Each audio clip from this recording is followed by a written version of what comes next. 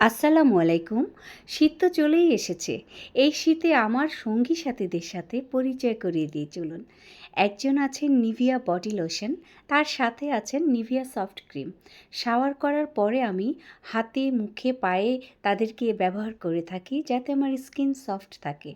এরপর আছেন সারাদিনের সাথী ভ্যাসলিন লিপ থেরাপি। তিনি আমার 24 আওয়ারের সাথী। আর আমাকে রাতের বেলা আমার মুখের ত্বক সফট রাখতে সাথে থাকে কুমুদিনী সিরাম অয়েল। আর আমার বেস্ট ফ্রেন্ড যদি বলি, সে হলো আমাদের মেন্থল সাহেব। তিনি আমার দুঃখের দিনের সাথী।